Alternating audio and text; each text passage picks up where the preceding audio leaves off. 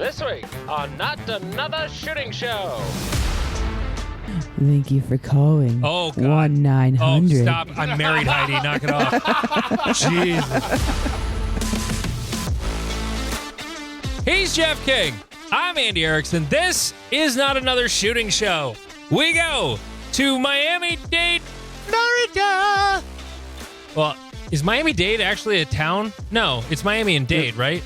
Miami-Dade County is normally what? Oh, that's what it is. Okay. Anyway, in Miami-Dade County, rescue crews. Oh, that makes more sense. Northeast Miami-Dade. Okay. I'm educating myself and boring people. Rescue crews took a man to the hospital after he accidentally shot himself with his own firearm while inside the Walmart in Northeast Miami-Dade, officials said. This has got all the elements. It's got Florida, man. It's got peopleofwalmart.com.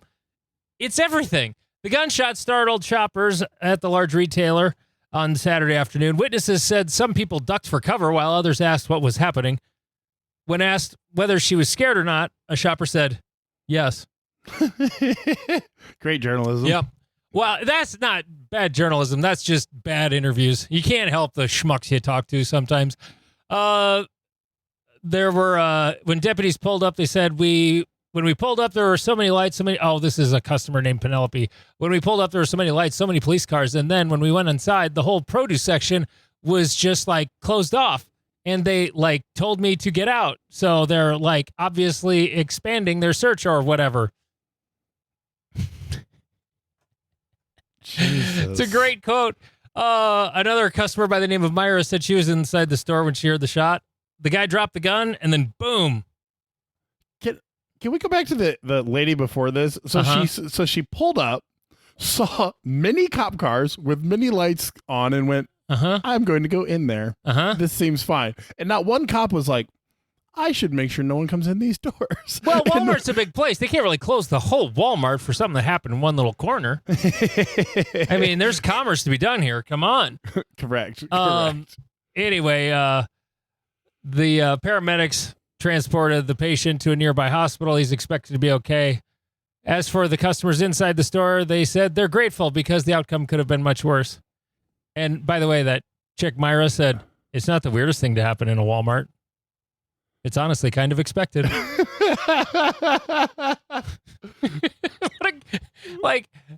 a great story. Florida is America's PvP zone. Yes.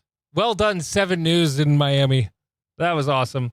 Other newsy news stuff. A federal court says that machine guns are not covered by the Second Amendment, Jeff? Well, actually, it's actually, it's worse than that. The government's lawyers are arguing that machine guns are not protected by the Second Amendment. So the current administration's lawyers are the ones arguing. They said machine guns are atypical weapons not protected by the Second Amendment because a reasonable person would not expect them to be used in militia service. The federal government argued Wednesday before an appeals panel. So squad automatic weapons and M2 Brownings, and you'd never expect to see any of those during, militia service, aka the National Guard, or 25 millimeter chain guns or miniguns. Yeah. This argument was made around a guy named Jaquan Bridges. Sure, that's how I'd say it. He was arrested with a Glock 40 caliber pistol with an attachment that converted the handgun into a machine gun. Oh, sure. But fought to dismiss the charges on constitutional grounds. He claimed that the 2022 U.S. Supreme Court ruling, New York State Rifle versus Bruin, required dismissal of the charges because machine guns fall under the definition of arms used in the Second Amendment. U.S. Judge John Folks Jr. disagreed and cited 2008's Heller decision to deny it. That's interesting. Heller explained that the type of weapons protected by the Second Amendment were those in common use at the time, and we think that limitation is fairly supported by historical tradition of prohibiting the carrying of dangerous and unusual weapons. This judge is old as balls, too. He's 74. Yeah, that's judges. Yeah. Attorney Greg Gukin a federal public defender assigned to Bridges' case, argued Wednesday his client had no criminal history or prior convictions that precluded him from owning or possessing a firearm at the time. He urged the panel to conduct a historical analysis required under the Bruin ruling and told the courts there was no historical analogs to machine guns. But it's not whether. Well, there is one. The Thompson was something you could buy from Sears. I mean, back in the 20s. Technically, the Gatling gun was purchased by officers in. Isn't that still technically the hand crank one is not a machine gun? Dude, the current definitions, you're correct. But, I mean, up until, you could potato diggers and, there's a famous, I'm forgetting which Maxim gun it was, but a woman raised a bunch of money for the war effort in World War I, and they just sent her a Maxim gun as a thank you. Nice. Yeah. So that one actually ended up, I believe, on the registry, so it's actually still in circulation. But yeah, like they used to just give out machine guns because fuck it. Yeah. Why not? So yeah, I found this one interesting just because, this was May 7th was when this article came out, so last week. And so, yeah, the courts are still arguing over whether machine guns are a thing or not. So yeah. I find it fascinating. I saw this on guns.com, 1.2 million guns sold in April. Okay, that makes sense. And that's just the ones that had NICS checks. Well, and it's a number. I don't, let's see. So, because, the NICS check thing is always freaking weird. It's an adjusted, the final number is the adjusted number. Like, because there's some duplication in it. I was reading how they sort of go through it, and it's not as simple as you would think. Yeah, because, where was it? Because it was Kentucky or Tennessee. Raw figure said 2.2 million, and then there's an adjusted number, and that's 1.2.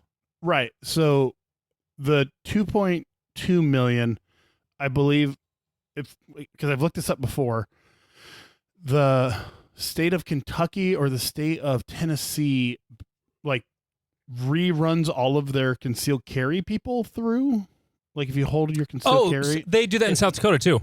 Yeah. So yeah, that's what some of that number. Yeah, it's not just firearms bought. That makes total sense. Yeah, I didn't even think of that. Which kind of makes sense. Like sure, because having a Nebraska one, like I don't know, like I have it, and unless they came and took it from me, like I don't know, I've never had them recheck it, but yeah, so 1.2 million guns sold in April, which makes it the 7th best April or something like that. What was it? It was actually a little lower than last year. Yeah, in April, because the Trump slump 2.0 in the gun industry is what they're trying to dispel. Mm-hmm. I believe that we're going to see a version of the Trump slump, but we're also in a kind of a chaotic time, which makes people want to buy more guns. Mm-hmm. So, balances out.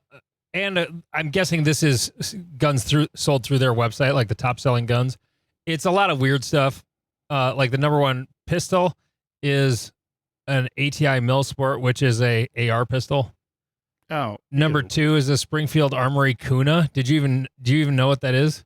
Is that the 9mm rifle that they just came out with? Well, in pistol form, yeah, with a brace.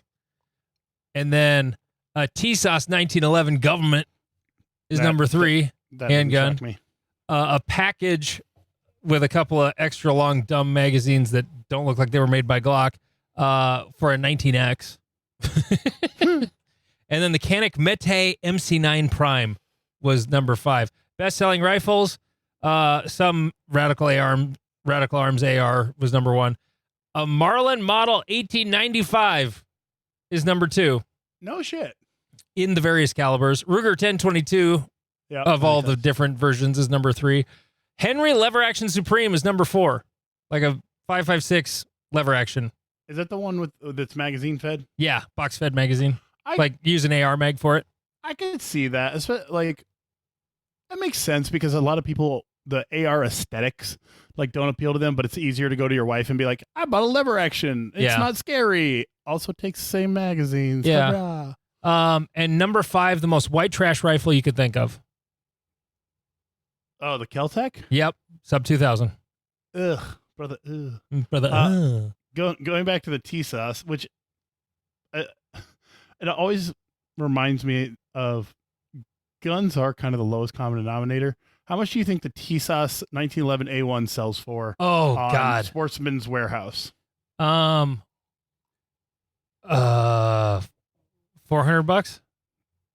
Too high. Oh, I just opened it from guns.com. $320 there.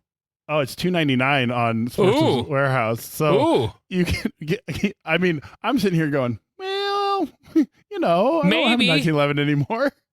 That's tempting, honestly, because I've never owned one, and I mean, it's going to need help, obviously. I hear good things about them, like overall. I hear they're not as shitty as you'd think. Yeah, it's not as shitty as you'd think. A lot of it comes down to the Turkish economy is basically collapsed, and so the exchange rate's fantastic for us. Oh, gotcha. All right. Well, there we go. There's the news. We have a guest on again this week, as we do most weeks. Actually, we've gone a long time without one in the regular episode. If you've heard us mention Heidi before, well, that's who our guest is this week. Heidi Wullschleger. Which last name are we using, Heidi? The real? Oh, wait, it's still your legal name, though, right? Yeah, it's still my legal name. Okay, Wullschleger. My married name is Bab, which is much easier to spell and pronounce, but that's not how the government knows me as. So Heidi is an A-class shooter in carry optics? Yes, also limited optics now as well. And limited optics. Oh, you actually, you classified in both? Yeah, I shot the classifier match last weekend in limited optics, so I bumped up there. Nice. So you don't have just what was your percentage before? Was it even actually B? It was B. It was like 73%. Because I still have like a 50-something% in PCC. Because I haven't shot a classifier in it in like 7 years or something like that. So it's a little whatever. So how did you come to become one of the many autists who shoots USPSA? Back in 2019 or so, I was just poking around on the club website and stumbled across Steel Challenge. And I took my XD subcompact 9mm out there on a Thursday night and said, let's give this a try. And somehow everyone was amazed I actually hit stuff with it. And well, that's because you're a girl, Heidi. That's why. You're a girl. And, how do you know how to hit stuff with a gun? Right. And that gun is ridiculous for Steel Challenge. Yeah, it is. I kind of want to bring it back out on a Thursday night just for old time's sake, just one time. It's going to suck so bad.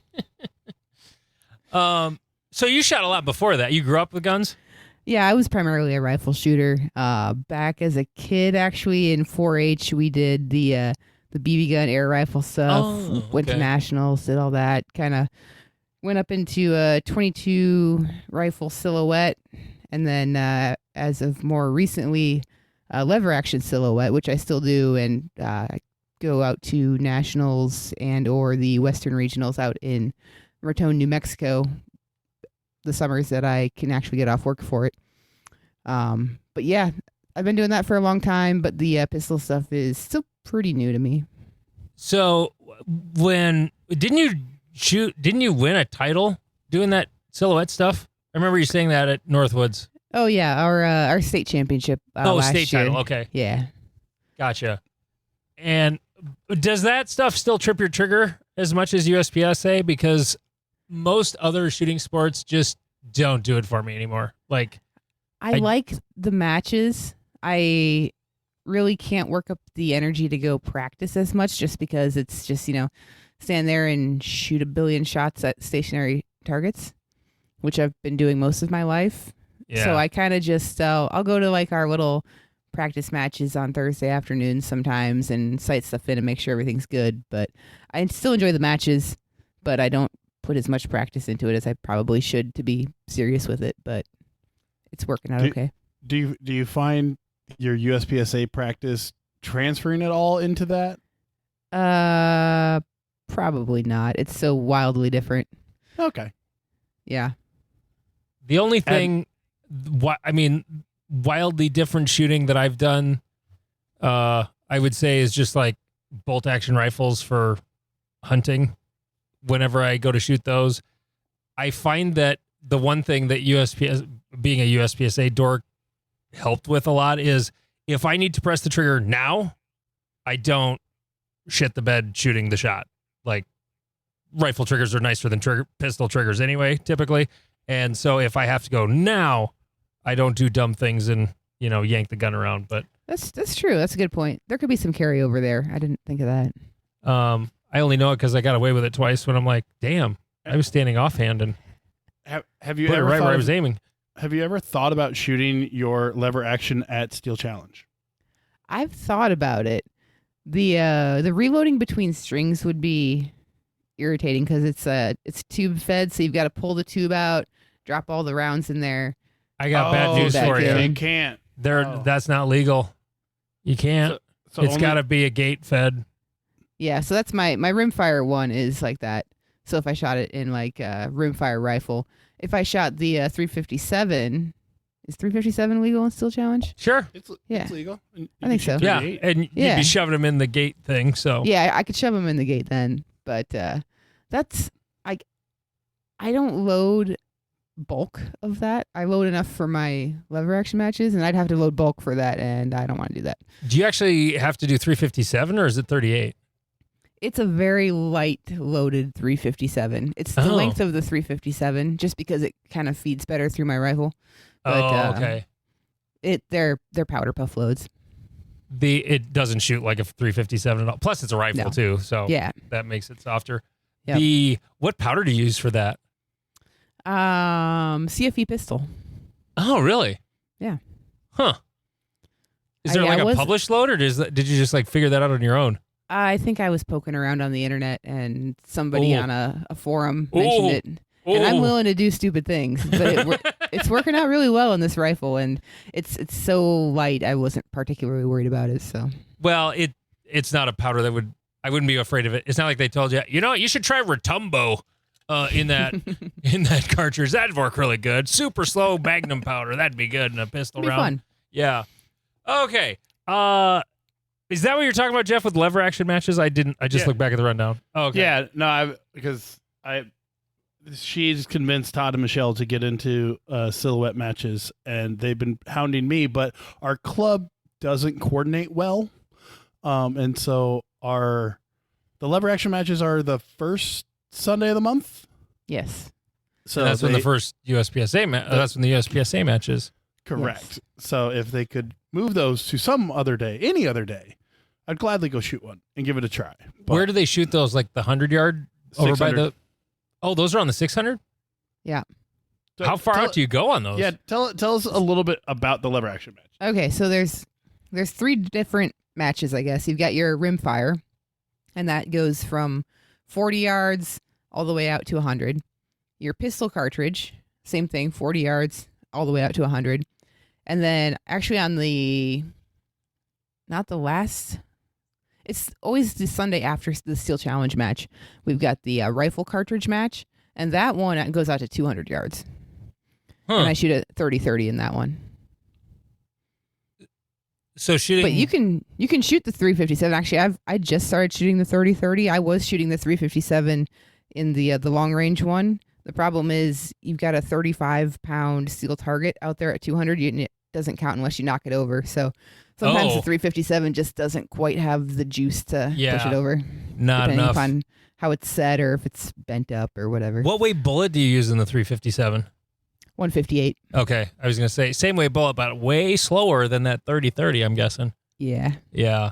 So that would be so different. Have you ever chronoed it? How fast is it? I haven't actually chronoed it. the load recipe says it should be just a hair over 1,000 feet per second. So it's really pretty that slow. fast? Yeah. Oh wow. I was imagining like 600 feet per second. Yeah, it's not that slow. But okay. You're the first female to be on our show, so of course this was going to come up. And there have been women that have shot at my clubs locally, and it's always really funny to watch dumb old guys who are like, "Hey there, little lady, you need a little help with that or whatever," and it's really annoying. So what's it like being a woman in the shooting sports?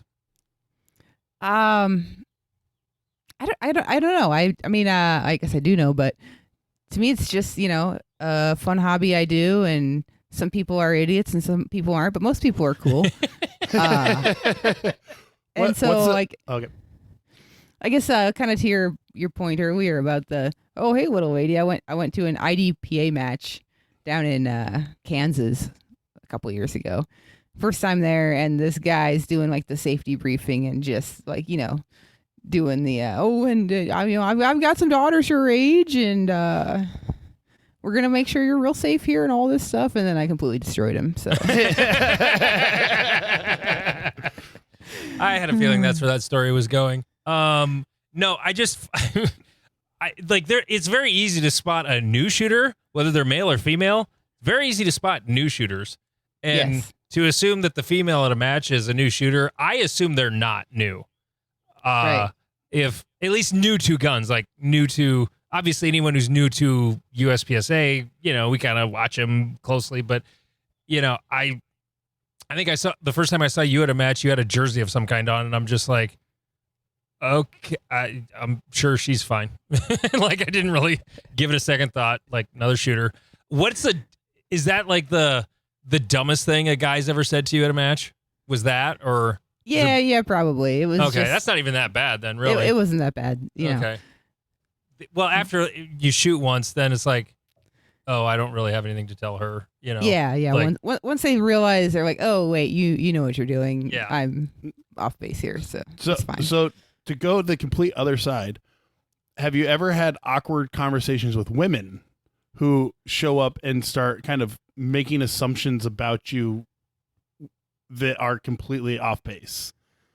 I can't think of anything. Oh, okay. I'm weirdly introverted until I'm not. And so I usually don't go and just like start up conversations with people unless they start the conversation up with me. Mm-hmm. But it seems like a lot of women, especially newer ones at the matches, usually aren't just like, going out and being like talking to everybody and being all extroverted. It's not true for everybody, because I know some that definitely are.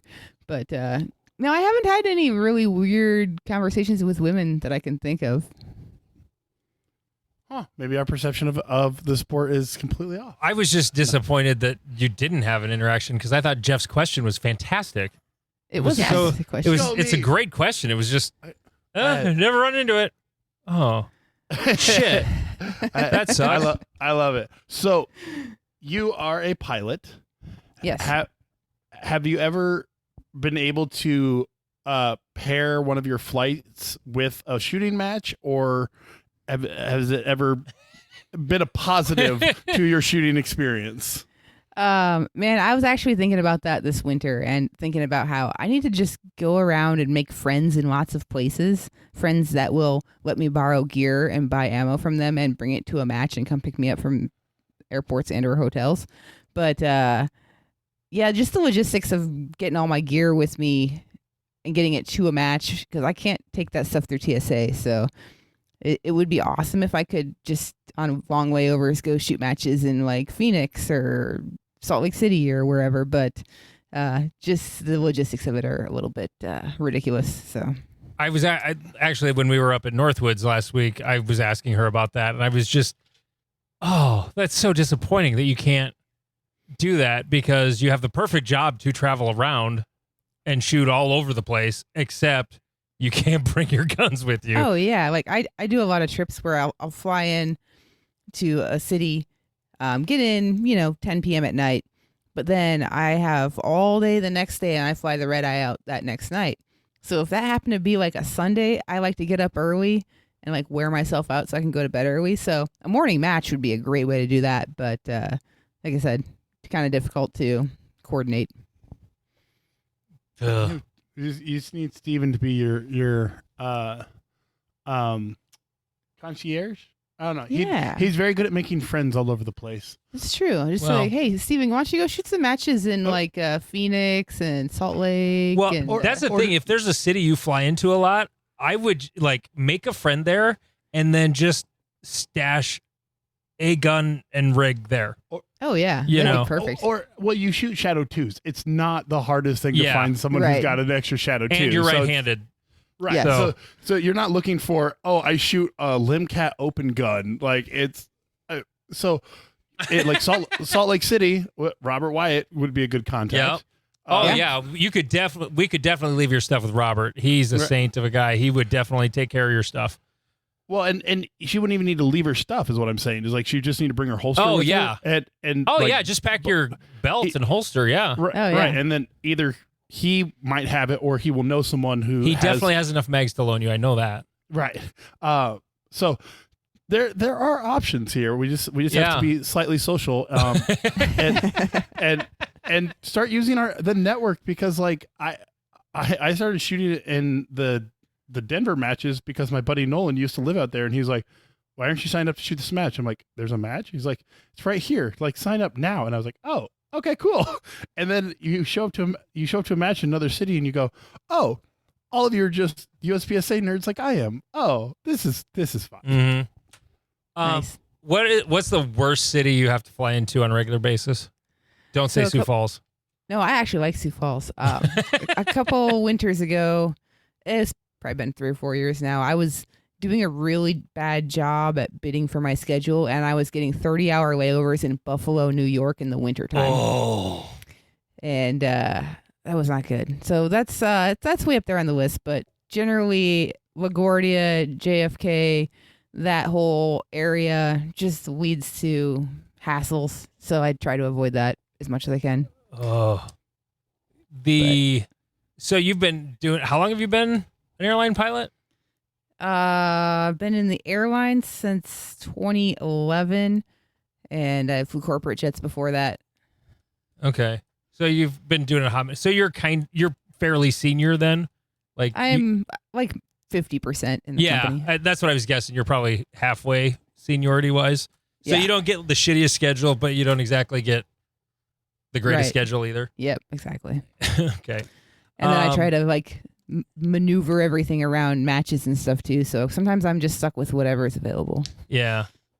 Well, what's the most fun place? That's you get to fly into. Yeah. Oh, I used to, when I was based in Minneapolis, we'd go out to Montana all the time. Go out to Missoula was one of my favorites. I love hiking, and the hotel was like right on the river. You could go a half mile, and there's hiking trails as long as you ever wanted to hike.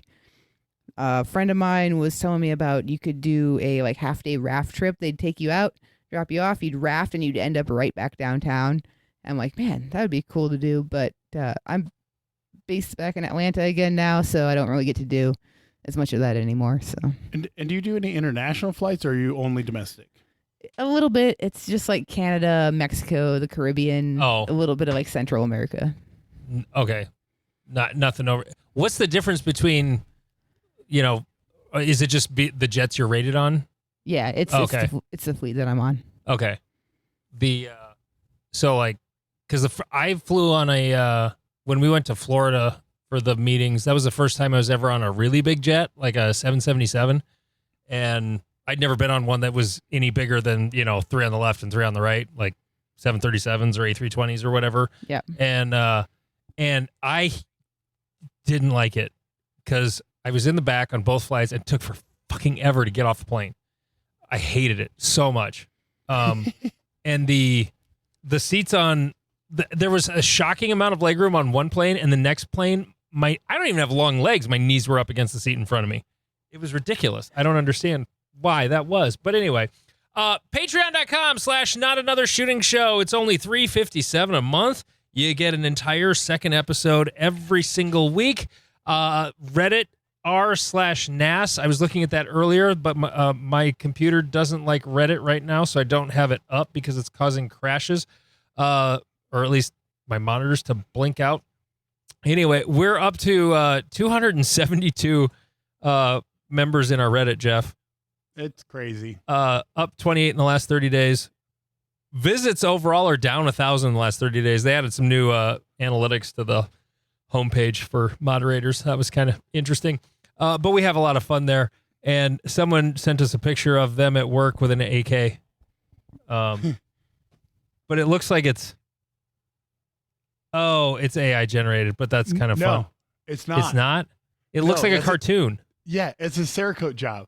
So if you go to the post, he like specifically is like, the reason my arm's in it is to A, show off my bicep, but B, because he's like, you'll think it's AI and it's not. That's his Cerakote job. That he's a professional Cerakote. That's amazing. Right? That's incredible. Really. We have a lot of fun on the Reddit, except for when some asshole shows up and starts talking shit from the outside, and then everybody piles on them. I love when that happens. That happened with me falling down at Northwoods, and then some guy goes, "Oh, and they want to call themselves athletes," and then Steven chimed in, and then I started talking shit, and then I said, "Well, I'll buy your next match fee," and he's like, "Well, I've shot match." Now I'm like, "Oh God, he's gonna go to like some big match, and that would suck." But level 1, I meant level 1. Yeah, right. You learn to make your threats very specific. Yeah. And a new gag we're going to be doing on the Reddit that Ray Fufu has sort of picked it up, and we've posted stuff before about how people, oh, look what I found in there. And there's this nice carry gun and a nice holster, which was bullshit. He posted, look, bathroom pickup. And it's an MP5 just sitting on the railing of the bathroom stall. It's awesome. Anyway, so there's that. Let's see. Great Plains section is next weekend, this coming weekend. More on that in a moment. Holy balls. I bought a lot of wood today. We got to make a few more walls. So I bought a lot of wood, and we got a guy who's making those, and I got to make a specific port wall. And so that's the thing. I don't know if Josh is going to be working anybody else in off the wait list or not. I haven't seen any withdrawals come through lately anyway, but yeah, you could still try. Cornhuskers, June 7th and 8th.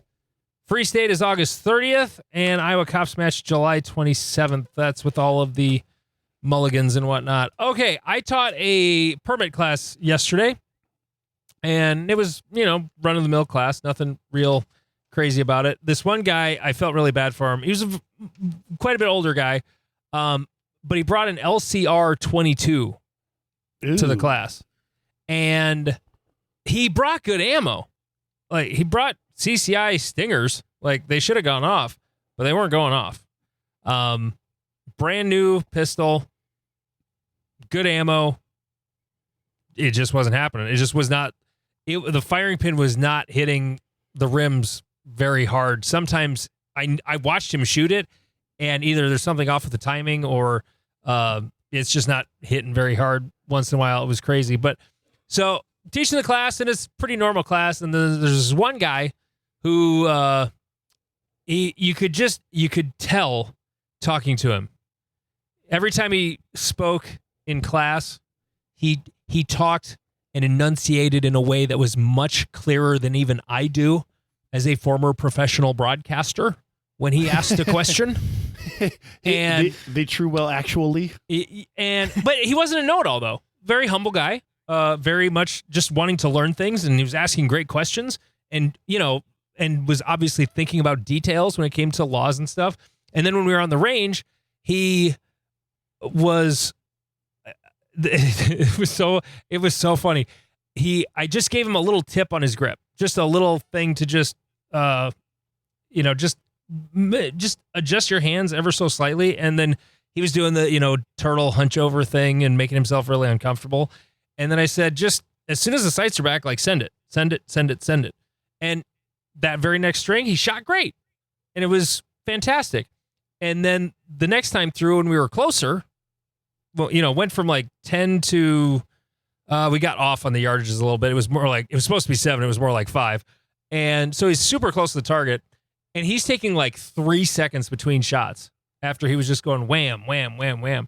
And I walked over and I go, what was happening there?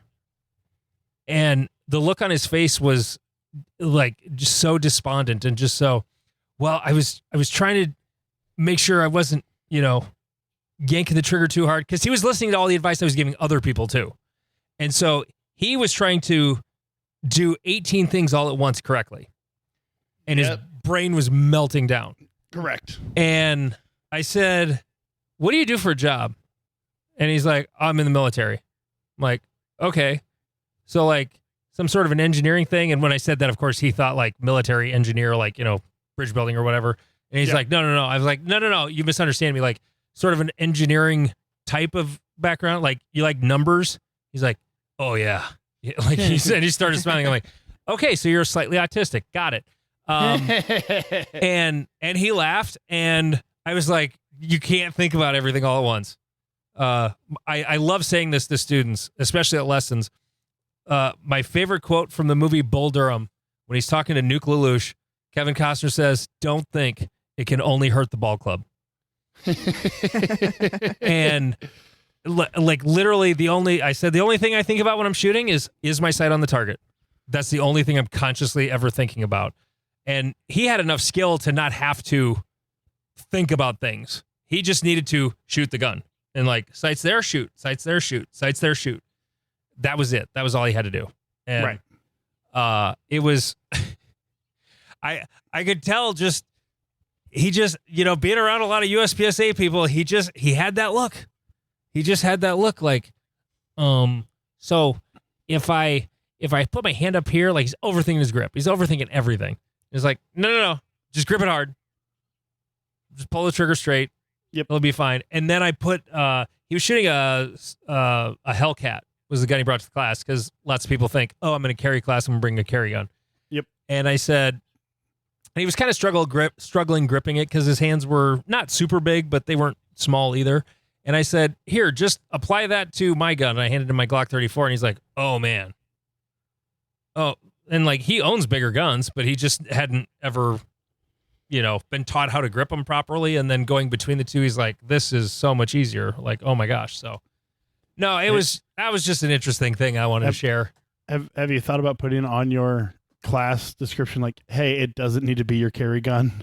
Oh, I do. I in the email that goes out the Wednesday before the class, I always say, if you have a full-size handgun and a small carry gun, bring the full-size gun. It's easier to learn on.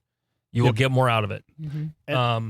It's because the small guns are just like, there was this dude that he was shooting a Hellcat, but his hands were like bigger than yours, Jeff. I mean, he had enormous hands, and just on the struggle bus, like the gun just does not work for him. Right. And so I always, I try to get people to bring some sort of full-size handgun. For 90% of people, will this fit my hand is kind of a stupid question, because you got average size hands, you're fine. Yeah. But then there's the 10% of people who are like, oh, you have like little baby hands. I don't know what to do with you. Or baby dolls. Or you're like, you have bear mitts. I don't like, you should just paw at people. Don't shoot them. Well, and then there's the people with some weird hybrid of the two. Like, my buddy giant palms, short fingers. Yeah, or Tyler the Suppressor, my buddy who was on the show talking about cans. His hands, like, okay, if you're holding your palm with your fingers up, the dimension of his hand from left to right is not very big. Okay. Like if you karate chop down on the wood, like the height of his hand from, basically whatever the bone is below your pinky finger to the bone below your index finger, that dimension is not very big. But his hand from wrist to fingertip is like basically a foot long. I don't know how long his hand is, but he's got these serial killer hands. He can about wrap his hand completely around a softball. You're saying his wife loves him? Probably, yeah. Going back to the overload, we've talked about it before. It's one of my big things in teaching martial arts is I correct one thing at a time, and I'll have people be like, okay, like what else do I need to be doing? I'm like, nothing. Just do what I told you. That's it. Don't. I never try to change more than one thing at a time. And because like one of my coaches, I love them to death. My coaches are amazing, but they have a tendency to kind of get too complicated. So they'll make like a 12-step combination with like 2 counters and all those things. And I'll watch like my fighters, like my guys that are committed to this sport, sit there and go, okay, so first I do this, and then I need to do this, and I do this. And I'm like, this isn't good learning. Isolate one thing and do it. But understand that some people will struggle with isolation, but when you make them do the task as part of a larger concept, they'll do better at it. Yeah. I'm that person. Ben Steger I confused the shit out of him because we were doing like doubles or something at his class, and I wasn't doing very good at it. Like the isolated skills, I was shooting like a B class shooter. We did the stop go drill, and I was taking the steel on one foot as I was like pushing off the other direction, and he went, "How the hell do you do the hard shit right and the easy shit wrong?" And I was like, I don't know. I'm just fucked up that way. No, sometimes the isolation stuff is harder, because you overthink it. There's not much to think about.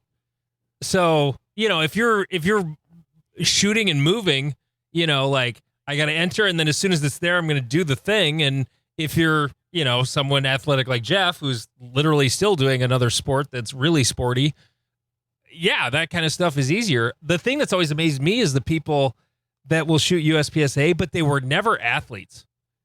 They never played a ball sport or anything else that was really all that athletic. So like thinking about pushing off on a foot or whatever is, they never really thought about, they never did anything where it was just sort of like, well, yes, of course, I'm just going to pick up my left foot and push off with my right all in one motion because that's just what you do when you go left, Right. And they literally have to be taught, pick up your left foot and push off with your right and go left. Right. Again, going back to martial arts, when I get an athlete in, I tell them some information, they pick it up, off to the next. Yeah. I have one woman that comes to class, and she's a wonderfully nice person, but she has never done like a sport in her life. And so like her body mechanics are just not what I don't understand them. Like, because my brain doesn't work the way her brain works, because I was an athlete my entire life. And I've run into this multiple times where people are just so unused to the physicalness that I'm seeking that they struggle to even pick up the basic concepts. Mm-hmm. What, Heidi, was that part of USPSA new to you, or did you play sports and whatnot growing up? I played all the sports growing up, so that was pretty intuitive. Yeah. Whenever I remember taking Ben's class, and he was working with somebody who he was literally getting into that detail with him. Like, no, you can't, just because don't get there, stand up and then drop down and then go, which honestly, that's something I do once in a while because it's just more comfortable to stand up when I get to where I'm going. But, get down, stay down, and then just push out of where you're at, and don't reset everything when you don't have to. It's kind of, interesting. I still struggle with that one. I don't like standing up. Well, because the sport I spend most of my time in is I stand up the whole time. Like I'm not in a sport that sinks You're not down. in a squatty sport. Right. In Muay Thai, you stand tall because you need your legs free to check kicks. And so that like getting down into like an athletic stance is not something that I actually do. Yeah. I tend to forget that I need to stay down when I get where I'm going, and I'll sort of stand up, and then it's just harder to get going again because I'm like squatting down to lift my leg and push off the other one instead of just going. Yep. Immediately. And it's funny because I have my weird athleticism, and so I'm used to like standing tall, and my traps are used to being engaged because I'm used to having my shoulders up because I'm punching. Uh-huh. And I specifically remember Joel coming over like while I have the gun on target and slapping my fucking shoulders, and I was like, all right, bro, if someone did this to me in another context, this would be like throwing hands time. What was he trying to get you to do? He wanted me to relax my shoulders. Oh, you were all balled up. Yeah, right. He's like, you're super tense and you're on your toes. And I'm like, I've spent the last decade on my toes with tense shoulders. I'm perfectly comfortable in this position. Yeah. As my lifting coach once told me, if your best batter has a weird fucking swing, but they're your best batter, don't fuck with it. Yeah. Eric Raffel puts his fucking index finger on the front of his trigger guard. He does the thing everybody tells them not to. We literally made Marvin not do that. Yeah. And then Eric Raffel rolls up and we're like, never mind. But he's Eric Raffel. Like, he can do what he wants. He can do what he wants. Yeah. He can do what he wants. Okay, so is that what's the thing? This is a random thing to talk about. What's the thing you hate that you do all the time, Jeff? That you know is wrong and you do it all the time when you're shooting a match? When I'm shooting a match? Yeah. Because, like, for me, it's I get somewhere and I stand up. And then I have to go back down to get going again. Like, it drives me crazy. I see it in a video and I'm just like, oh, stop it. I would say I don't give stages the respect they deserve. And so I have trouble balancing. Like, I'll watch one stage and I'm like, you shot that like a fucking asshole. Like, just no respect for any target you saw. And then the next stage, I'm like, bang, bang, transition. Bang, bang, transition. And I'm like, you did the opposite on that one, motherfucker. Like, I have trouble finding my rhythm. How about you, Heidi? What's the thing you do all the time you see in a video and you're like, ugh?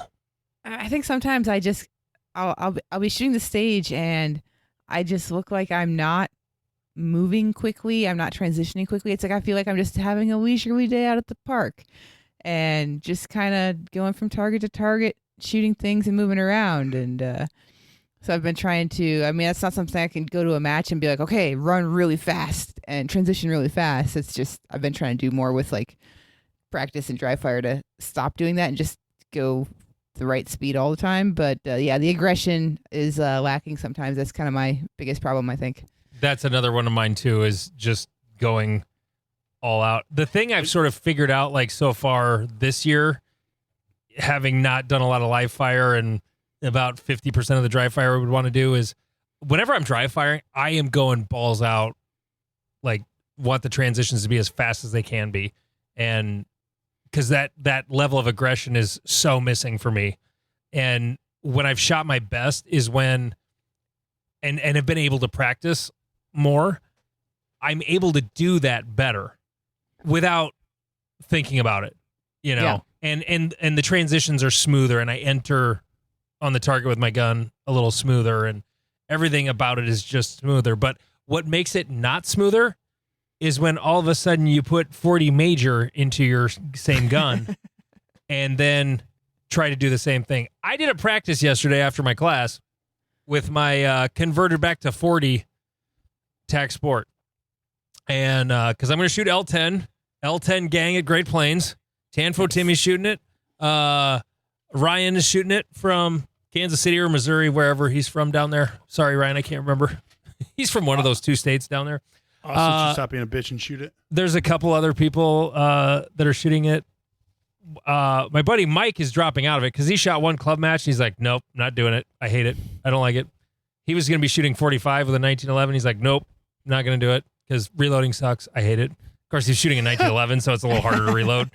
But I practiced with it, and I had to adjust my expectations is the thing I learned. The shooting wasn't as bad as it looked because I was basically just trying to get used to shooting the 40 because it's a little snappier. It's a little longer to return. And the rhythm is just, I'm not in tune with it like I am with 9mm. And the thing I have to remember is, oh, God, look at all those Charlies on there. Oh, wait, look at all those Charlies on there. That's just fine. Charlies That's what I are say okay. with 9mm. Yeah, well, Charlies are. They don't serve. It's almost an alpha when you're shooting major. So I still had most of my bullets were in the A zone, but I had a lot more Charlies than I would normally have shooting 9mm. So I just had to just retune my expectation. Like, look, you're not going to shoot this gun, when you shoot a fast pair at 15 yards, because I put a tough set of targets out there. It was like at 10, 15, and probably 18, 19 yards on a wider transition. And I was able to keep them pretty much the same. I threw a couple mics at the long one, but it was, I tell you what, my gun doesn't hurt my hands normally, but when I'm shooting 40, it starts grating into the skin a little harder. It's a different level of snap and all that. So it was like, oh man, this is kind of wearing my hands out a little bit, but it was fun. The thing I didn't really practice yet is having to reload constantly. And I didn't get a chance to shoot a match in L10 before I'm going to shoot Great Plains, which it's a match I'm working. I'm just having fun with it. I'm not really, I want to have a good time shooting it. And I can't wait to shoot a 10 round division and major again.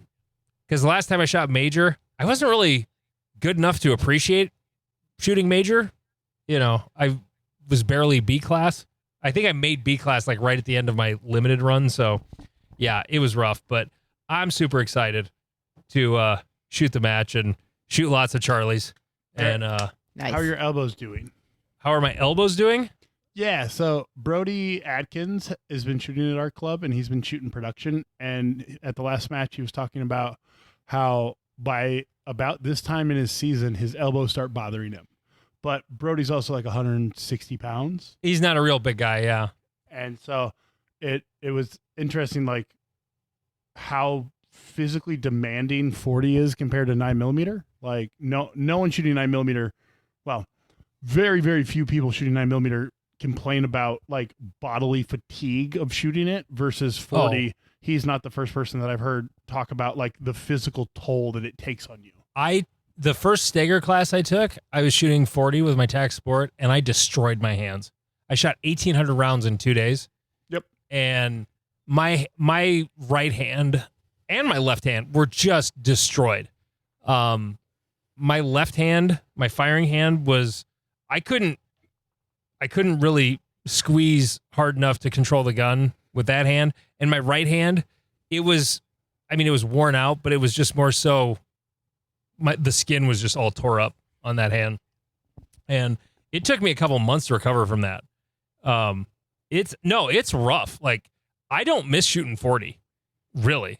Even though I'm shooting a heavy steel gun, it's still kind of punishing. And there's some people whose hands and arms just get away with it. I had all sorts of trouble with my hands, and my forearms would just freak out about it. And other people, like big, strong guys, you know. Jared Fox had like carpal tunnel or something. Yeah, he is not a big dude. Right. He's not small in any way, shape, or form. And he was having issues with it. So like my buddy Colin bought a Taxport 2 in 40 because he put like a $800 bid on Gunbroker and it went through, and he's like, oh, I guess I own a Taxport 2 now. That's a good deal. Just convert it to 9 and it's still cheaper. Right. Well, and I was like, could I borrow it? Because I have like literally sitting next to me, I have 1,000 rounds of 40 that I have not shot. And it's like, all right, well, I'll get some experience on a Taxport 2 and try that major power factor. Yeah. I'm looking forward to it though. Final prep week. Is this about Great Plains, Jeff? Yes. Okay. So, Heidi, you're going to shoot Great Plains. What does your week look like for training?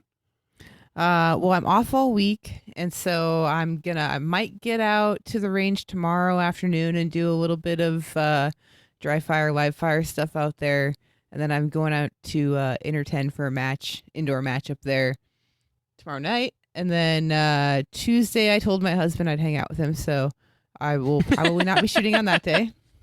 Brother, yeah, significant others.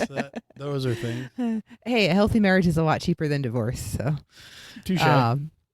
And Wednesday, we're having the Wednesday night hit factor match, so I might show up a little early and do a little bit before that. We'll see. Yep.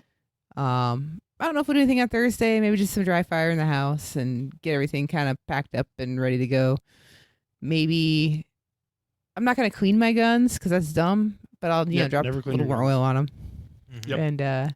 And Friday, drive up and go walk around at the stages and stuff and see if they need any help with the final setup. And yeah, we might. You never know. We have a hard time getting help with the build because we don't have that many retired dudes to help do that during the week. Like the first time we did Great Plains, I just took the whole week off. And that was when I learned, no one can help you during the day because they're all at work. No one can help you during the day. So then every year after that, it was just in the evening we're doing it. And then if you don't specifically ask, then no one shows. Well, I'll be there Friday. Okay. We're going to have lots of help Friday. We need help Monday and Tuesday and Wednesday and Thursday. That's when we really need help. So, like, pick a day and come on out. You know, like, I'm not saying people need to come out for the whole thing, but it's nice when you have more than two guys building all the stages. Even if you're out there for 2-3 hours one of the days, that's fantastic. We learned at ENGC that you need 2 night sessions of about 10 to 15 people, and you can knock out 10 stages, no problem. But you need a club that can get 10 to 15 people on a Thursday night. Yeah. And I mean, it's literally it's 2 regular matches being built, but the walking around and the perfecting is going to be tighter, you know. And what you do with the crews is get them to bring the shit to the stages, get the general wall set up, and then the autism can start with the targets. But as long as the walls and as long as everything, all the big things are where they need to be, targets are easy to move around. When you have lots of help, there should never be a moment where someone is standing around. The second that someone's standing around, be like, hey, you 4, go start bringing walls to the next stage. Like that's gotta keep everybody moving. Yeah. But so for final prep week, you're not doing any shooting. You're in full match management. Helping Josh get everything. Like I'll be at the range every night this week. Although I just found out from my wife last night, my daughter has a concert tomorrow, her last one of the year. And but if it's just like 2 songs and a big giant choir, like I don't care so much. Right. Like she's one of 100 voices and they're only doing 2 songs. And like if she was doing a solo, I'd be there in a heartbeat. But right, I don't know if I'm going to be there or not. I'm a bad dad. No, I'm not. I'm just realistic and honest. Right. I watched the video. It'll be fine. I still can't hear her in the video. As far as what I'm doing, I bought a shitload of lumber today. We bought 63 2x2s and 105 1x2s for target sticks. That's the second batch that we bought. So I'll be cutting, 3 feet off of those 1x2s, and I started building an 8-foot wall with a very specific port, Jeff, that's not unreasonably low. It'll be centered up, but because of the way it's being used, I had to build a new one. So I spent my afternoon doing that. A lot more measuring with the square ports in the middle. No wonder everybody goes to the one slot in the middle. You just slap on a couple more boards and you're done. Yeah. But this one is the way Aaron used it designing the stage. I'm like, oh, that'll be cool if we actually have like a square or rectangular port in the middle of the wall. Not that it's that hard. It's just more measuring and cutting and right and being careful and whatever. Because putting the one big slit in the middle, you can just use no shoots to create a port or whatever. Yeah. For my final prep week, I'm going full cram before the test. So I'm going to go to the range Wednesday, Thursday, Friday, and like put a couple dozen 100 rounds through my guns each day. Does that mean 2,400 rounds each day? A couple dozen 100? couple dozen 100. It'll probably be about 300 a day, and so I'll probably end up about 1,000 before I go out there, so that when the gun goes off in the morning, it's not the first time the gun has gone off in a month. Yeah. So that'll be helpful. Well, yeah, I'm also going to be hydrating a lot. It's supposed to be warm like the first half of the week, but weather for the match weekend, like upper 60s. Nice. It's been hot here the last couple days. It's been up in the 90s the last couple days. So there is a 30% chance of showers, but that's a week from now, so who knows. But yeah, weather's supposed to be fantastic for the match. I'm excited for that. Okay. I forgot to add this to the rundown, and it's so obvious.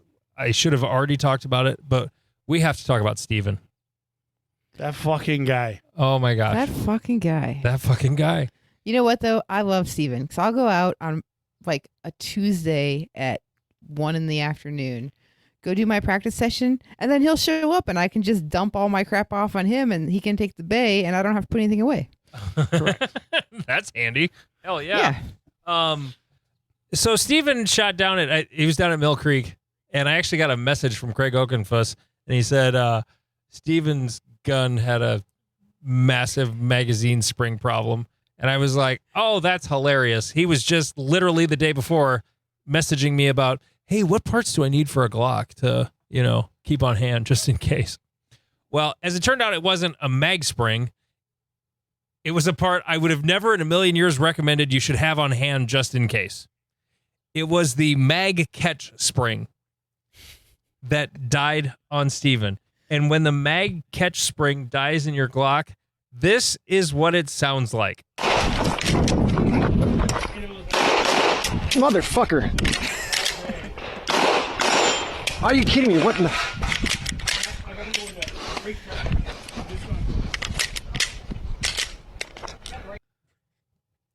Yeah.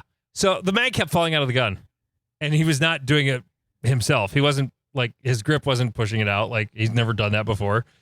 Just all of a sudden, the magazine keeps falling out of the gun randomly. That's exactly what I would have expected that to sound like. Isn't it, though? It's like bang, bang, click, click, click, click, click, click, click. Motherfucker. Are you kidding me? What in the... Yeah. I mean, it was taking him a while in the last video. He was like, here's more of him trying to fix it.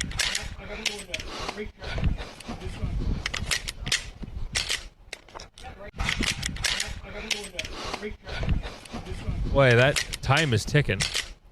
Yeah. I'm really sad I had to work that day, because I would have loved to have gone down there and actually beat Steven for once. Well, I might have actually just copied and pasted that part of the clip over and over and over again to just make it sound like it was much, much worse. But all no, the clickety-clackities. I heard about it, and then when I saw the video, I laughed so hard. It's such a Steven thing to happen.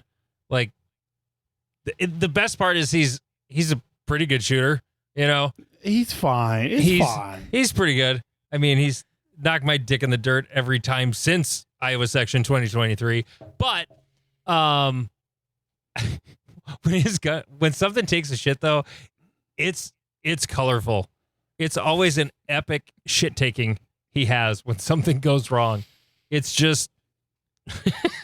If the no profanity rule ever gets pushed through with the code of conduct, Steven's not gonna make it. Yeah. We're gonna see who's willing to enforce that by violence, because I am willing to tell people to go fuck themselves. Oh, how about self-reporting traffic tickets, Heidi? You gonna self-report your traffic tickets to USPSA? I don't report shit to anybody. Right? Yeah. I thought this was America. This is America. Delta just goes and finds what they need and tells you, oh. Well, yeah. They wouldn't look at your MVR. You're a pilot. They don't give a shit how your driving record is. Like the interview process, they look at all that stuff. But I don't have to report that stuff now. Yeah. And that's for an actual job, flying people through the sky. And that's the level of, there's a lot of hoops to jump through to get a CDL, and it's 18 times more hoops for a commercial passenger pilot's license, I would imagine. Probably. I don't know. You show up. You show up. Plane. You show up. You shake some hands. You be like, I've done this before. Fuck it. I'm a pilot. I can fly. Yeah. I pilot. We good. Hey, I know if I pull back, it goes up. If I push down, it goes, or push forward, it goes down. And if I move the thing on the side, it goes faster when I go that way. 60% of men believe that they can land a plane regardless of the type of plane. I believe I can make a plane get off the ground. I have no confidence I could make it land. Zero. Having been a flight instructor for a handful of years, I find that hilarious that 60% of people think they could just step in there and land the plane. It's the hardest part, right? Yeah. Yeah. The amount of confidence in men is remarkable. the amount of guys that come into my gym and they're like, let me show you what I can do. And I'm like, okay, challenge accepted, motherfucker. Yeah. I've only been doing this for over a decade. Fuck it. But yeah, it was a funny fact. It was like 60% of men said they could land a plane in case of emergency.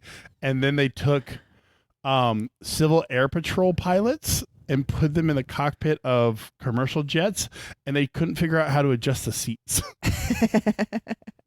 Well, they're very different machines. Right, but these are people who are used to planes, so Yeah, but like I wouldn't even calling a commercial airliner a plane the same as that a Cessna 150 is. That's like comparing oranges and monster trucks. Right, but my dumbass thinks I can land the plane because I played a lot of flight sims when I was younger. But I also logically understand that I can't actually fit in the pilot space. Yeah, you can fit in the Airbus. The Airbus is roomy. What's up? Maybe not the 737, but the Airbus you'd fit. Okay, for the 737, like is there like a height where they're like, no, you can't? No, it's all seniority based. If you want to cram yourself in there, you're free to do so. I've got a friend that I work with at work, and he's a Minneapolis guy, but he's about your height, Jeff, but he's bigger than you, and he flies the Airbus just fine. It's roomy. Okay. There's all kinds of room for activities in there. Good to know. So like flying that sort of plane though, because I've always been an aviation nerd. Just my dad was in the Air Guard. I've always liked planes, and Air Disasters is like one of my favorite shows. I love that show. My husband hates it. I was actually watching downloaded episodes of Air Disasters on the plane going to Arizona, and because my wife was too cheap to spend $5 to get assigned seats, I ended up sitting in between two enormous fat people, and but I was the slim one in row 27, and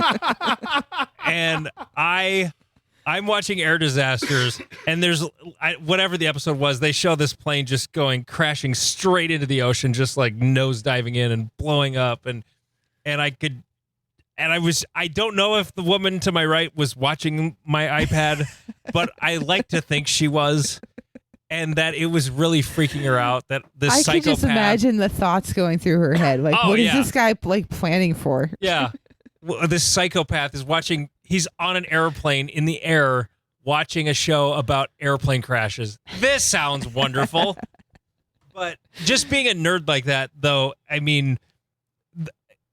It's not like you're kind of running a bunch of computers that are running the plane. Is that accurate?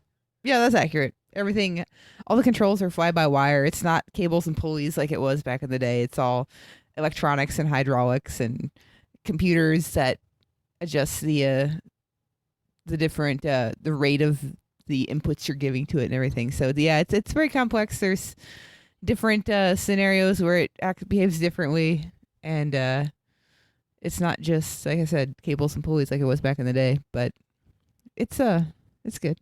So when you're landing, I remember this was an episode. I remember like Korean Airlines. They were always training their pilots to use the automation like all the time, even landing. Like, are you like driving the plane on landing?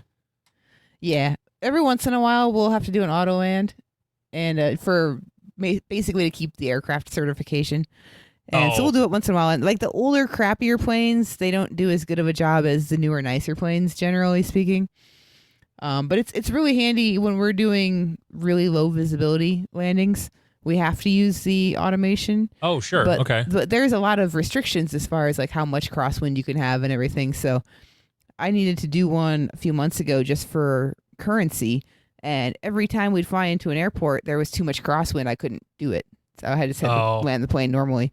And then finally, with like a week to go before my currency ran out, I was able to get one in. So, when you have a crosswind that's like a South Dakota crosswind, oh yeah, where it's like 30 miles an hour and you have to like crank that fucker, you're basically pointing left and still going straight. Yeah. Have you ever had to do one of those where you're just like, oh, butt pucker, oh? I haven't had any I've had to go around out of. I mean, there's some that, you put it on the ground and you're like, well, we've arrived. But it's not your greatest landing, but we're on the ground. We're on the ground. Everything's fine. Any landing you can walk away from is a good landing. Yeah. Yeah. Okay, so what is your most butt puckering moment in the sky? Ooh. Most butt puckering moment.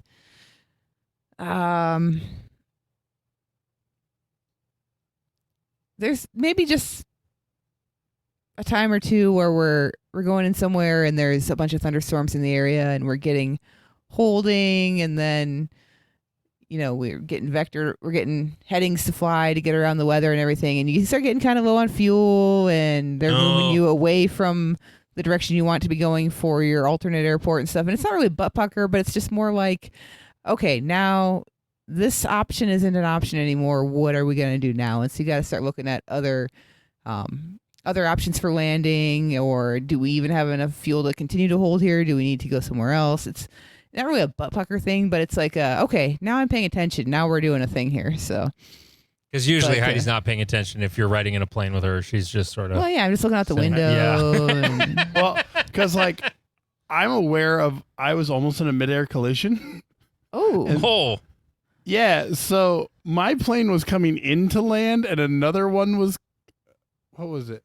Basically, one came into land when the other one was supposed to come into land, and so ours had to immediately circle around, and they told us that, and I was like, you didn't need to tell us that. That happens all the time. You gotta Whoa, kind of. Don't tell me that happens all the time. No. It happens occasionally, but it's not a big deal. You just got to massage the words a little bit and don't just be like, hey, we almost hit a plane, so we had to go around. You don't say that. Right. Well, and he may have massaged them, but I knew what he was saying. I'm like, oh, I know what that means. No, sometimes the spacing gets a little too close sometimes, so they send you around. It's not a big deal. What, so for the air disasters and all that, what is who's your favorite pilot who handled his shit during an air disaster and came home alive? Do you have one? I guess the one that pops into my head is the guy up in Sioux City in that crash up there. Oh, I interviewed that guy on the radio. Oh, crazy. Yeah. He just the way passed that away a few years ago. handled, the way they handled that situation. I mean, that was a bad situation, and they really worked together as a team, and it was. What was that guy's handled name? as best as anybody really could have, I think. It was Flight 232. I remember that when it happened. It was July of 1989. It was a DC-10 that I don't even have to look it up. I know most of the details about it. It had a DC-10 had two wing engines and an engine in the tail, and the fan disc in the tail just went to Jesus. And it severed all three hydraulic systems where they all, in this one spot where they all happened to come together in the tail. And there was no redundancy. There was no way of unplugging it. The plane bled to death. All the hydraulic fluid went, and they could not control the plane with the surfaces. All they had was alternating thrust of the two wings. And the way it was, it tended to, I think it was right. It tended to like turning right. It did not like turning left. And so they were somewhere over north central Iowa or northwest Iowa. Actually, no, they weren't even that far away from Sioux City when the initial incident happened. And they were spiraling right. They made one left turn, and the pilot got it back to the airport, and they damn near landed it. Denny Fitch was the guy that was helping him, sitting between the two pilots. He was an instructor who happened to be on the flight. And then I didn't interview him. I interviewed the guy that was the captain of that flight. The hell was his name? Haynes? Was that it? Haynes, yes. Al Haynes? Al Haynes, that was his name. Yeah. He was 57 at the time. Passed away in 2019. But yeah, he was super cool to talk to on the air. And they get it to the airport. There's a great video, KTIV TV. They were out there because they heard about it. And because they knew okay, this plane is probably not going to land. And so they had all the emergency crews just sitting there waiting to go. They had just had a plane crash training thing with all the the hospitals and the firefighters at the airport and Oh yeah. EMTs and all this stuff, like just recently, right before this all happened, and so it was a big ass plane, 296 total people on the plane, 112 died. Like the plane cartwheeled and burst into flames. Oh, Jesus. Yeah, if you look up the Flight 232 crash, there's video of it on YouTube, and like KTIV got this great footage of it happening, and yeah, it ended up in a cornfield, and all of the cockpit crew all survived. They were beat to hell, but they survived, and yeah, it was crazy. That was No, so that's Heidi's favorite, is the one I know everything about. Have you ever heard of the Jakarta incident? No.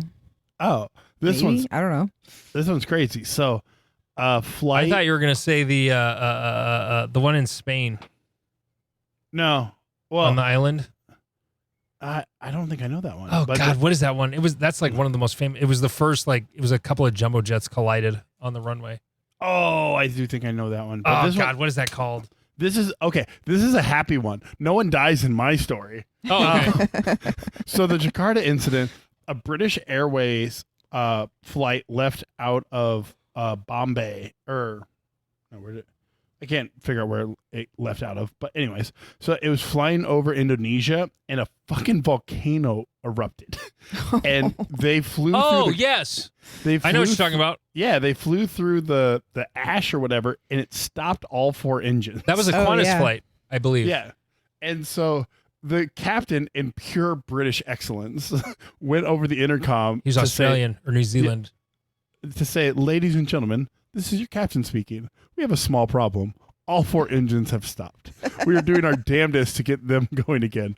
I trust you are not in too much distress. And what makes this even crazier is that the pilot's oxygen mask, everyone's oxygen mask had dropped. His wasn't working, so he had to descend to a reasonable altitude so that he could breathe to land the plane. And he did, with like no visibility, all instruments. They were able to get like 1 or 2 of the engines restarted during the flight, but like they glided for something like 100 miles or something crazy like that. I was mistaken. It was a British Airways flight. It was on its way to Australia. It's one of its stops, or 2 of its stops were in Australia and then New Zealand. But it also had the St. Elmo's fire. It was like all these like sparky things like they were seeing on the St. Elmo's fire is super cool. I get that every once in a while. It's pretty awesome to see. How often does it happen? Like, what has to happen for it to happen? It was happening to them because of volcanic ash, but yeah, usually if you're like in the vicinity of thunderstorms, sometimes you'll get the just the static in the air, and it's just little tiny lightning bolts going across your windshield. It's awesome. That's it. That's all. I always put my hand on the windshield thinking I'm going to do like a Tesla coil type thing and my hair is going to stand on end, but it never does. But I try it every time. One more funny quote from the Captain Moody is he described the landing as a bit like negotiating one's way up a badger's ass. He didn't say that on Air Disasters. I've seen that episode.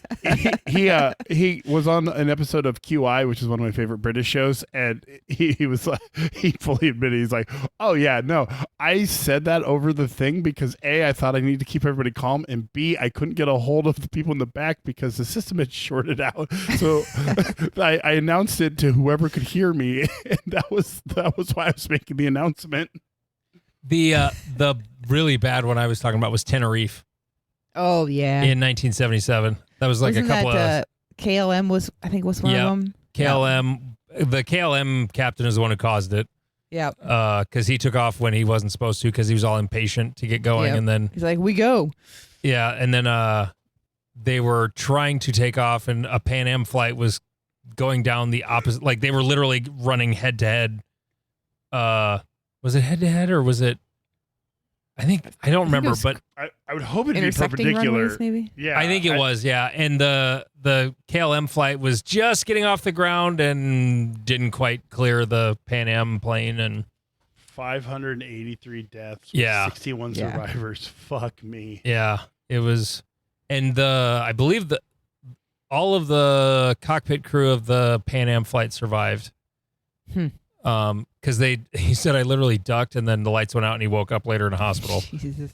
But yeah, no, it's I love that show, Air Disasters. It's so good. I mean, it's sometimes kind of cheesy too, but yeah, Oh, that's fun. My hypochondriac ass is never watching that show. One of my favorites, they did one a couple of years ago about a stealth bomber, like a B-2 that crashed in Guam. And it was all because of rain. Like What? all the B-2s were always in Kansas. So, Yeah. and they were always in hangars. Well, this plane had to sit outside overnight because of thunderstorms. And so they delayed leaving. Well, one of the pitot sensors got fucked up by water getting in there. And there's something where it's supposed to burn it off, but it wasn't calibrated right. And so then and that plane is more fly-by-wire than anything because it's just a flying boomerang. And so like one wing started dipping, and unlike a commercial airplane, they have ejection seats. So out they went and survived, but that's a very expensive plane to have having high-speed contact with the ground. But I mean, if we want to talk about expensive planes, can we take 2 seconds to acknowledge that the United States Air Navy has lost 3 FA-18s in a month? yeah. two of them fell off the boat. Yeah. And the other one was shot down by an American destroyer. It's not a good look. No. Bring that warrior mentality back. I mean, I would love a ride. Like when my dad retired from the Air Guard, he turned down a ride in an F-16 because he's like, yeah. Well, he said, I threw up in an A7. I was not going to survive an F-16. That's reasonable. Yeah. And an A7 that's knowing your limits. That's smart. Yeah, and an A7 is a slow, ugly-ass jet. So would I even fit in an F-16? No. Boo. No. Boo. You'd have a better chance in an F-16 than most fighter jets, but I call bullshit. But how, I mean, obviously it's not exactly the same, but how much fun would you have in something like that? Oh, that'd be awesome. Like, in high school, like, that was my dream, was to go fly fighter jets. But then I had to start wearing contacts, and that kind of went out the window. Yeah. So. It's crazy. Like, you literally have to have perfect vision to be able to do that. I mean, after 9/11, a lot of that changed, and you could still, fly in the military.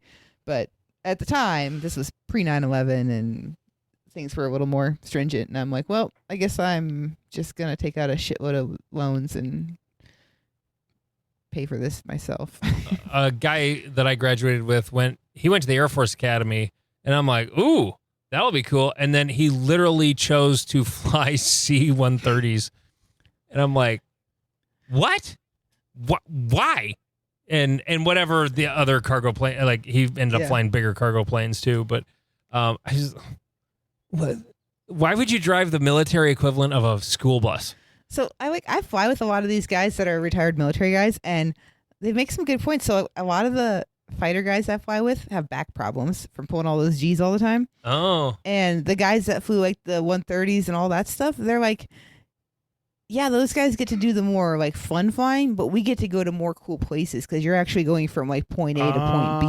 You're actually going somewhere. You're not just doing like a fighter sortie or whatever. So right, because a fighter is stationed at Offutt and it never leaves Offutt. Like, so they're like, this is my post. I will not. Yeah. Oh, that makes so much more sense. And as much as people shit on like, the boring job, you're like, they still made fucking pilot money to fly around the world and to be like, oh, I dropped off a platoon of tanks to Afghanistan, so suck a dick.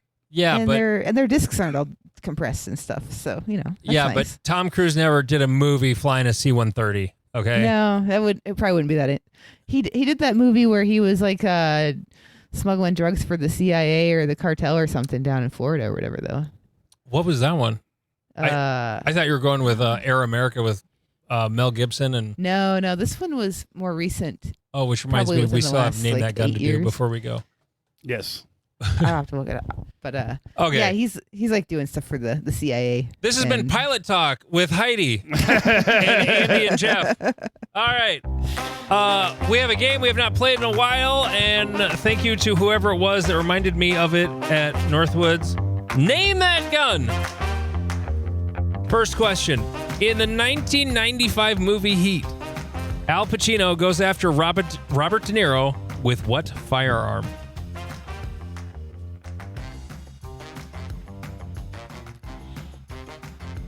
I never saw that movie. Oh, okay. Then you're going to be clueless. AR-15? It's a shotgun.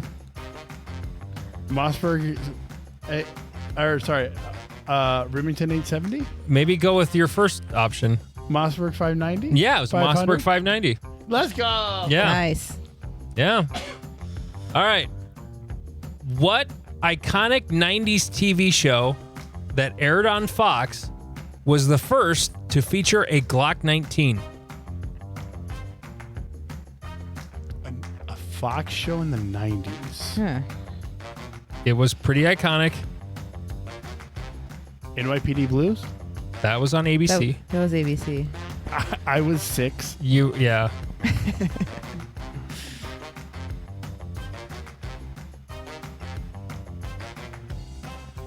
Jag? Fox Also was not one on of those Fox. channels that was always blurry on our antenna, so I Yeah. didn't get to watch a lot of it. Well, and it wasn't a thing I was into. The X-Files. Oh. That's why I said iconic. I was trying to lead you to, like, there wasn't that many big shows on Fox in the 90s. Like, there was The Simpsons, Married with Children, and The X-Files, pretty much. Yeah. Okay. Okay. The Rock, starring Sean Connery and Nicolas Yes. Cage, has 3 brands of handguns that appear in it. What are they? Just the brands. You don't even have to name the model. What are the 3 brands? Glock. Colt, Beretta, and Glock. Okay. Heidi, do you have 3 guesses? Glock, Beretta, H&K. Jeff got 2. Heidi, you got 1 of them. The correct answer was Beretta, Colt, Smith & Wesson. Ah. A Smith & Wesson 4506, a Colt Mark IV Government 1911, and a bunch of Beretta 92s. All the Or Beretta M9s. 92s. All right. Any movie pre-2000 always guess Beretta. Berettas, yep. Because they like we talked about last week, they picked the best time to become popular, and from 1980 to 2000, everyone carried a Beretta 92.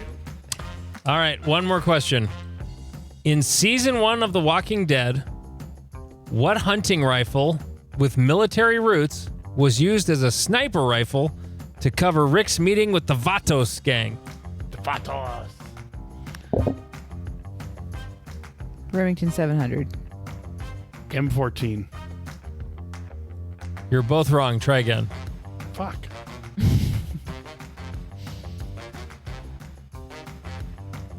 Let's say You're not being a pedantic asshole and saying the M24 is not no. I'm not being pedantic. It's literally the exact same name. I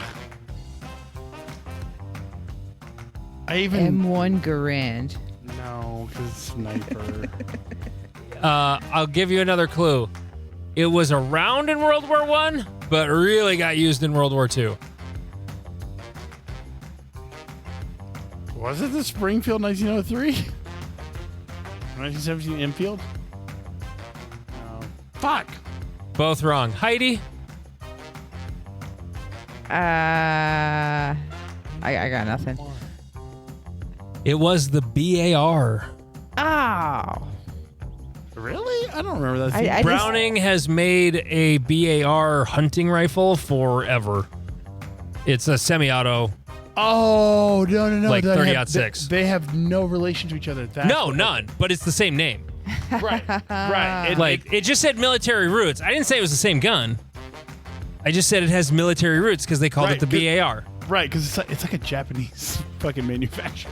Probably, I don't know. But, I mean, it looks absolutely nothing like a real BAR. But they called it the BAR. It was a semi-auto 30-06. So. Tricky. All right. Nice. Well, I thought they were makeable questions. It wasn't crazy. I thought they were all doable, but I'm sad. I've seen The Rock a bunch of times, but just not recently. So it's been a hot minute. Why were you all disgusted by that, Jeff? Which one? I said when I was reading the question, I said The Rock starring Sean Connery and Nicolas Cage, and you're like, ew. I don't remember. Okay. I thought maybe you didn't like Sean Connery or Nicolas Cage for some reason. Or The Rock, Alcatraz. Was that a Trump reaction? No, fuck. You want to have a conversation? No, I don't.